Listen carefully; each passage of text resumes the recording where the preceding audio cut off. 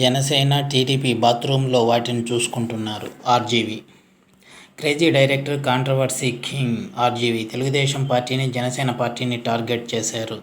అవకాశం కోసం ఎదురు చూడటం మూర్ఖుల లక్షణం, అవకాశాన్ని సృష్టించుకోవడం మేధావుల గుణం అనేలా టీడీపీ, జనసేన అధినేతలను విమర్శించడానికి ఏ చిన్న అవకాశం దొరకకపోయినా తానే ఓ అవకాశాన్ని సృష్టించుకుంటారు. ఈ దేశంలో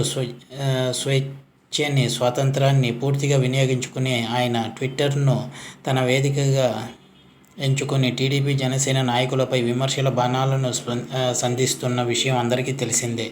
అయితే తాజాగా ఆర్జీవీ వ్యూహం యాత్ర 2 సినిమాలను టీడీపీ, జనసేన నాయకులు చూశారా అనే అంశంపై స్పందిస్తూ తన అభిప్రాయాలను తెలియజేస్తూ తీసుకున్న ఓ వీడియోని ట్విట్టర్లో పోస్ట్ చేశారు.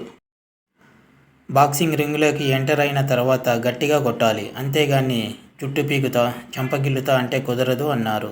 తాను యాత్ర 2 సినిమా గురించి మాట్లాడడం లేదని, జనరల్గా తన అబ్జర్వేషన్ గురించి చెప్తున్నానని, నిజానికి బట్టలు విప్పేసి నగ్నంగా చూపించడమే తన ఉద్దేశమని, అదే వ్యూహం శపథం సినిమాలో చేశానని తెలిపారు. అయితే తాను చేసిన పొలిటికల్ సినిమాని టీడీపీ, జనసేన వాళ్ళు చూస్తారా అనే ప్రశ్నని తనని అడిగినట్లు చెప్పారు. ఇక ఆ ప్రశ్నకు సమాధానంగా తాను ఇలా చెప్పానని, చాలా